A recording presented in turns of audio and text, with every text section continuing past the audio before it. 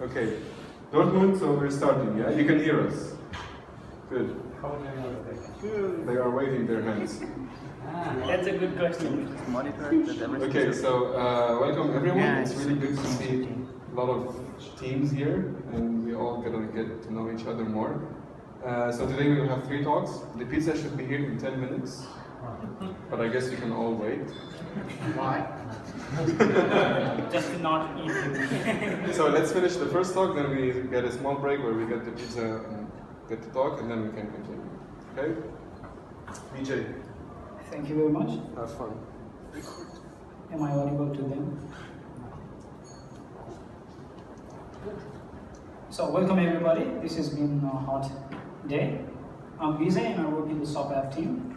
And for the last month, I was researching about generics programming, and I read this interesting paper, which is called Comparison of Programming Language on the Support of Generics, and it also had an extended version.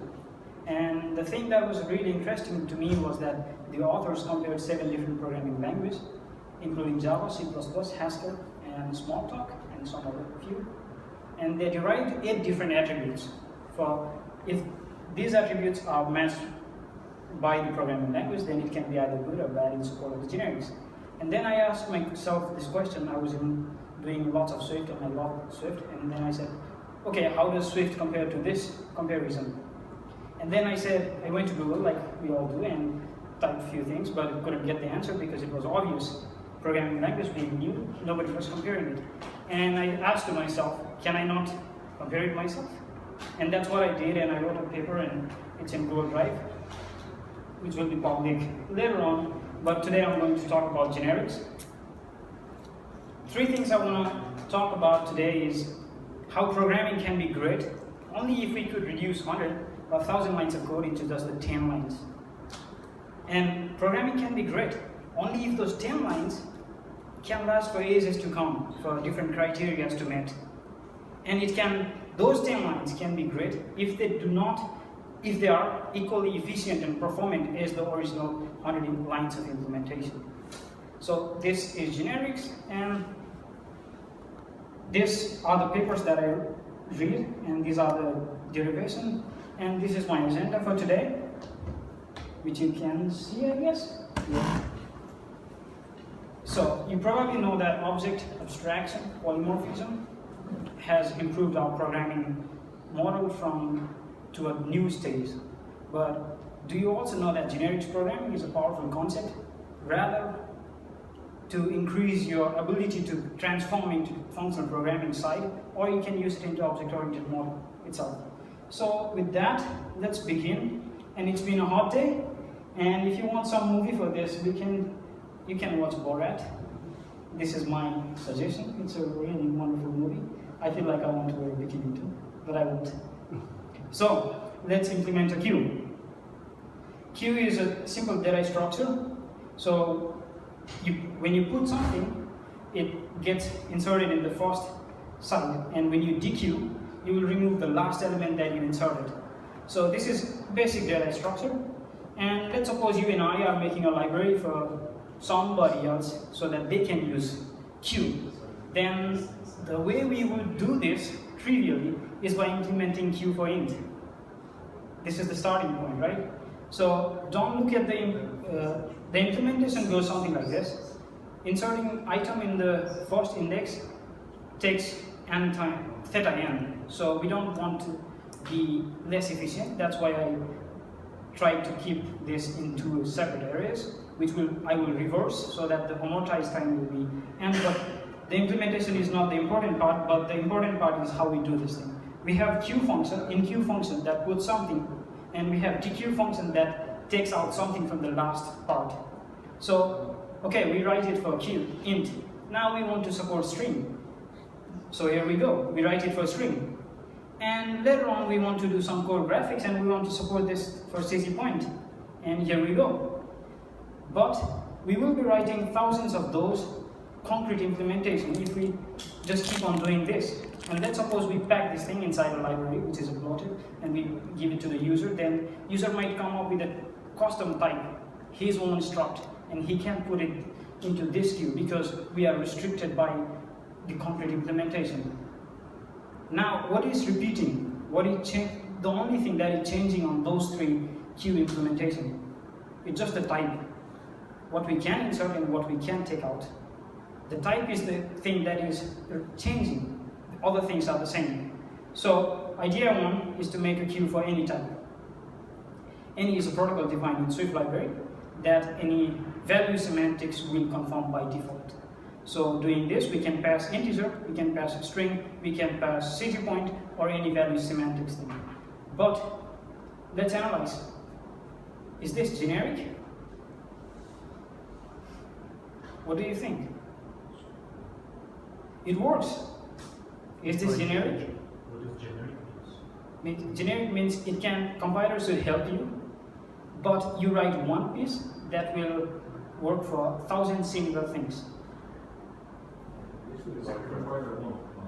In this case, it seems like it is generic, but it is not.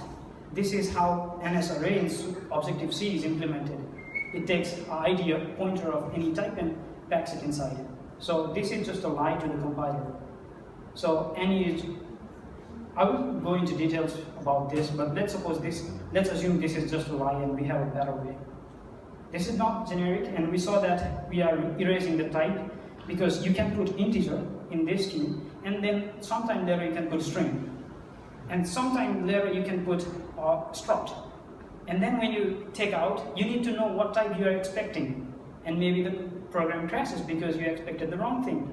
The compiler is not your friend at this case, so we want compiler to help us, right?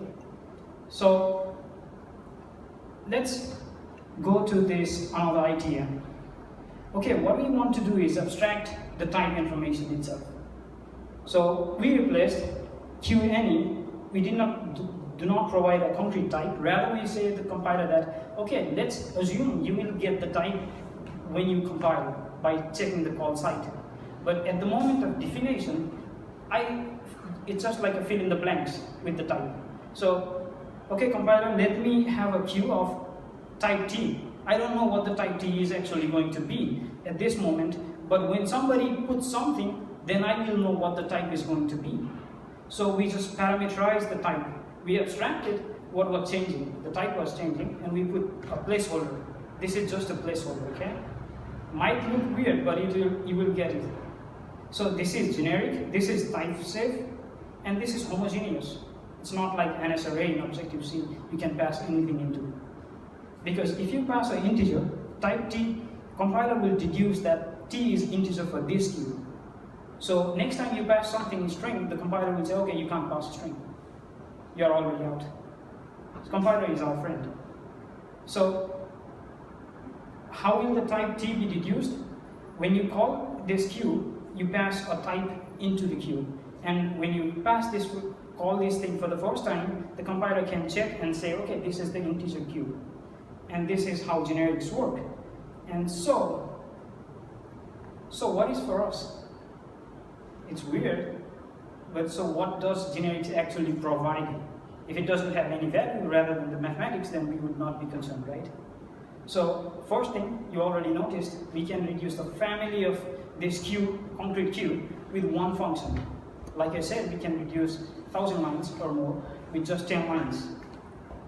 We get the type safety. The compiler checks this thing for us. And this is a really important thing in generics programming. You need strong type language and type safe language. So the compiler will check, and compiler is your friend. You need to make your compiler a friend. Next, there is one function, one container or function that will rule a family of similar ideas. So what?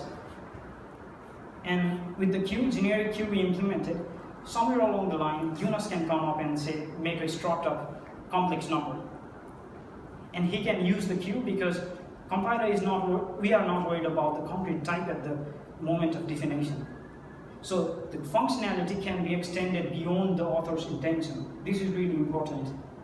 And this definitely originates from set theory and is highly useful for functional programming. So in Swift, generics is used all over the standard library. If you just command click array, you will see a generic container for array. If you use string, dictionary, it's also a generic container, like the queue.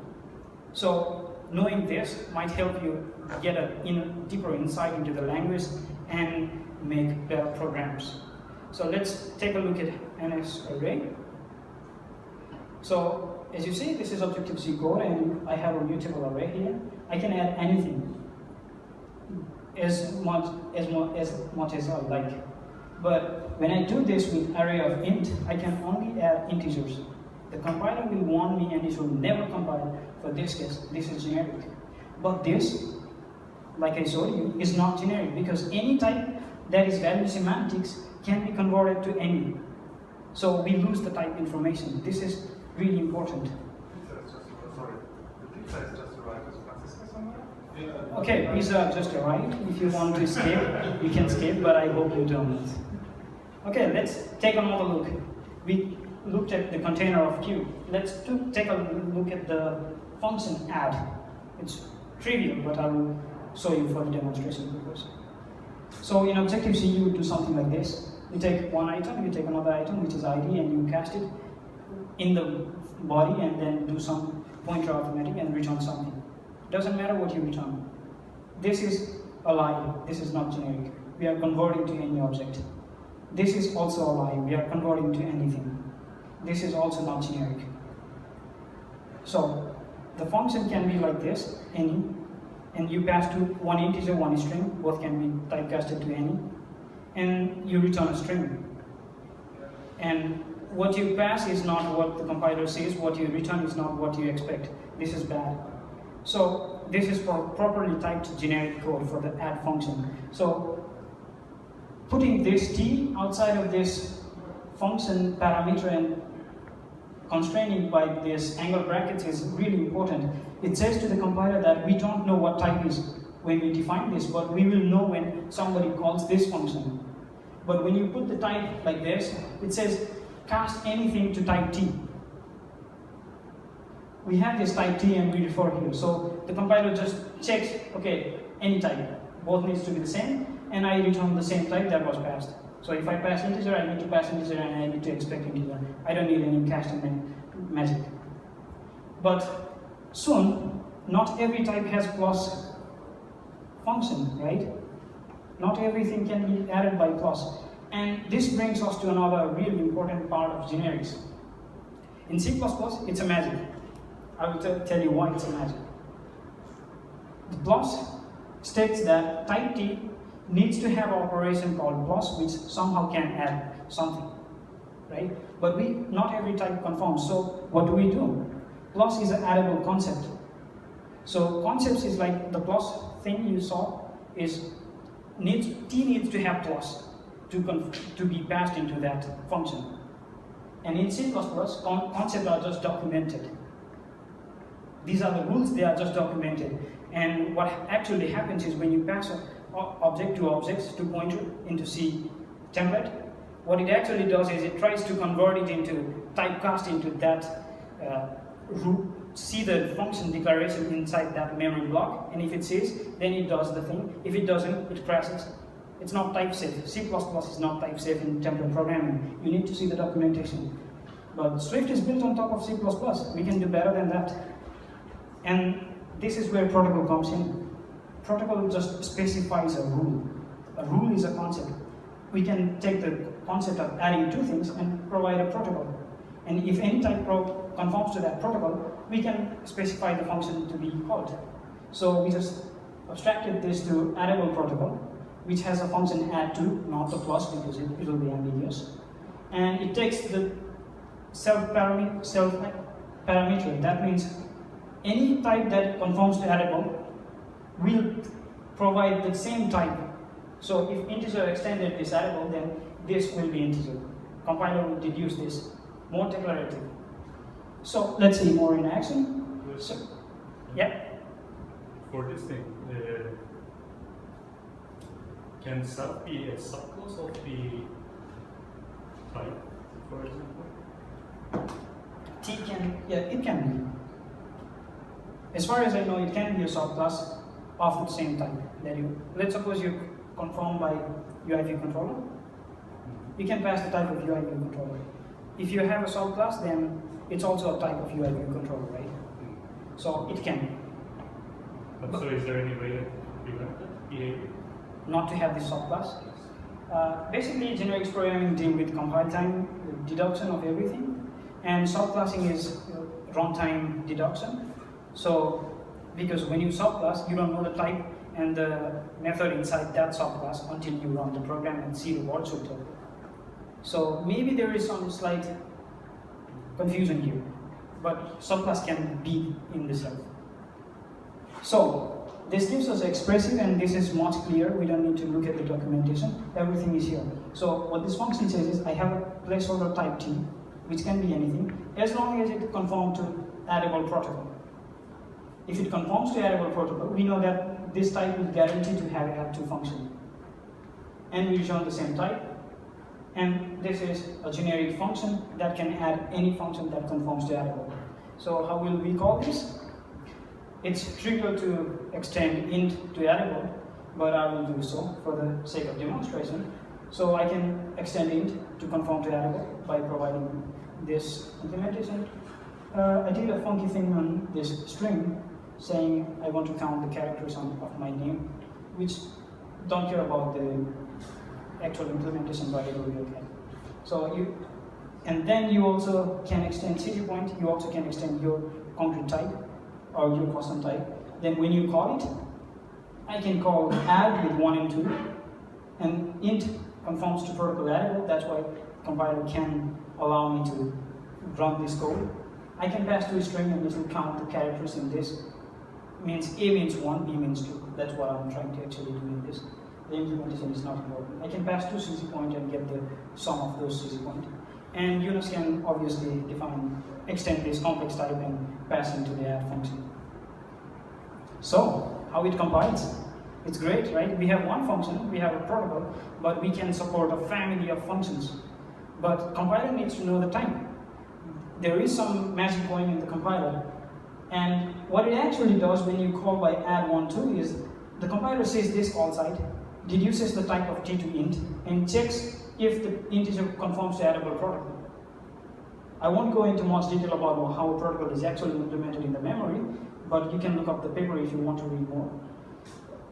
When you call this, the compiler will generate this code. Take an integer, integer, integer, which you would write it if you were to write it by yourself. But now you won't write this, then you will write this. So, types are a grouping of data structure like int, struct, string. They can be anything. So, protocols that are complete by themselves are proper types. And this is important because in Swift, I assume you have got into this compiler error, which I will show you in a minute. Understanding what is a complete type and what is not a complete type is really important. So in this case, this is the protocol, and this has every information by itself. It does not have associated type or like type alias or placeholder. So it can be defined on isolation. So when you say variable A equals to do something type, you can add something that conforms to this protocol. And there are places where you need to do this. So items that are not completely defined in isolation, meaning if you look at this addable protocol, what is the type of self?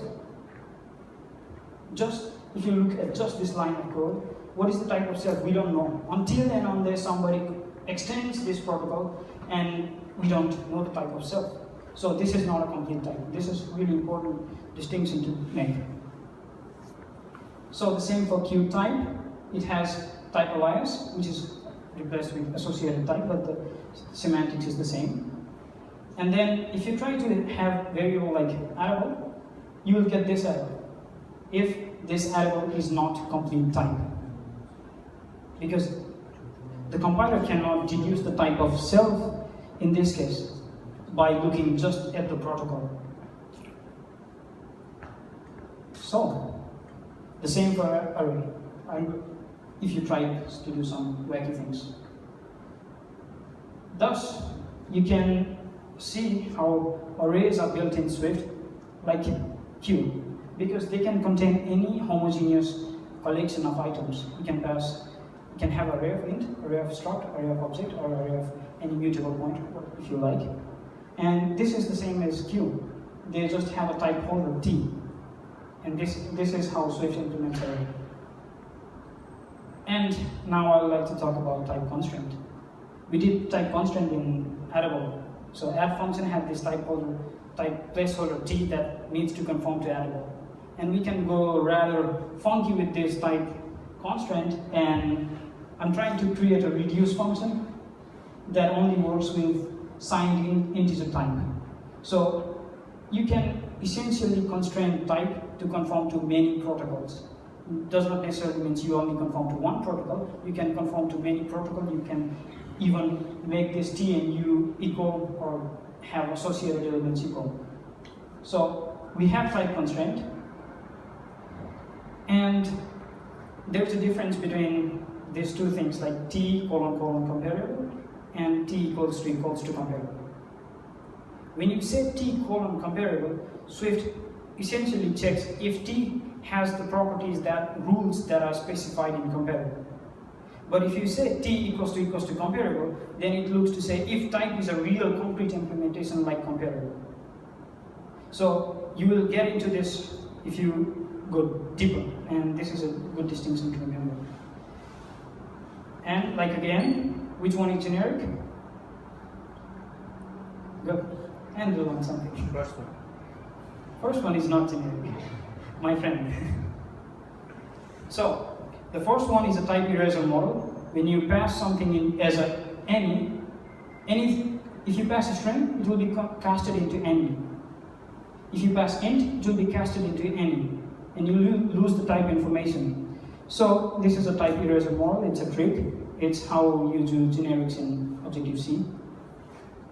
And the same here. And let's get into this type, and this is the proof that it is actually typecasted.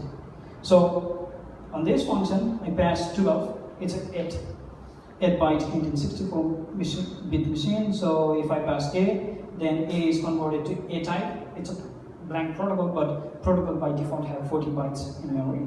So you see the size of A is 40, but actually it was 8. It casted to A type. But if you pass in a generic function, the size of the value is still 8. That means the compiler did not actually cast this to A type. So, where am I? So, and there is also another important thing, like if you have an array of concrete type, you cannot convert it into an array of protocols. But if you have one element that is of a type, you can convert into a protocol. So this is something like this. Okay. Maybe I forgot why I did this. Let's skip. Happens. So as you see, protocols occupy 40 bytes into 8 bytes, and I just give you a proof that type will be implicitly casted if you use it as a parameter, but if you use it as a placeholder, then the type information will remain alive for the compilers. Now, how many of you are interested in protocol-oriented programming? Because generics takes you to that part. Because a fundamental theory in generics is that you need to have a concept. In C++, I will tell you a story. There is an extension of C++ called C++ Lite. C++ does not have a way to specify a protocol or interface like you would in Java. It's only documentation. And there are various reasons why they did it, but there is another bunch of guys who extended this program model and supported concepts. And you might know this protocol is a really powerful thing, okay? So you can do something like an extension of a protocol. This is too cold. Too hot, I'm sorry. So you have a protocol that is form-filled visual formatter. You can extend this protocol and write functions on this. And you can go even further, write many functions, which is the real code from iOS app. So on the call side, you can just specify this form-filled visual formatter. It's a protocol. It has some baggage of default implementation, and you can call this functions defined there like so. You don't need to define it for every concrete subclass.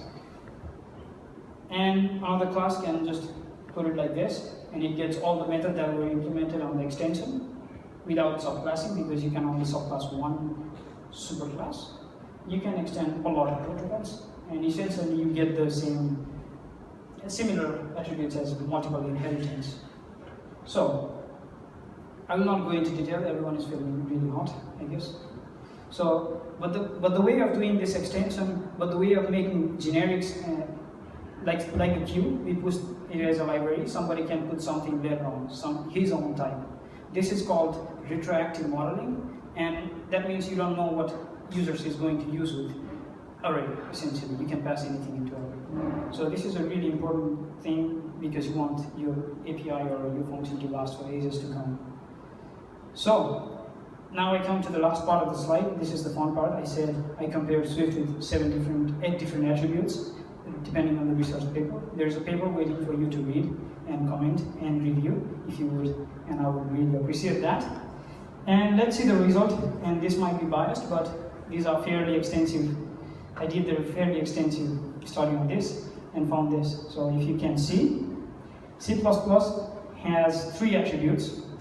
I said they don't have a language support for concepts or protocol or interface.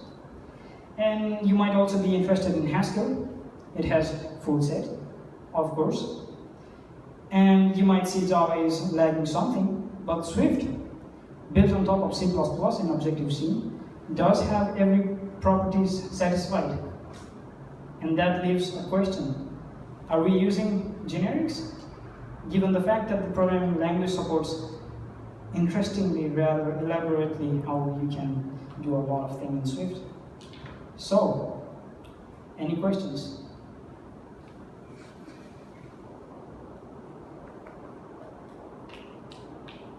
Thank you very much. Pizza is waiting for you, I guess.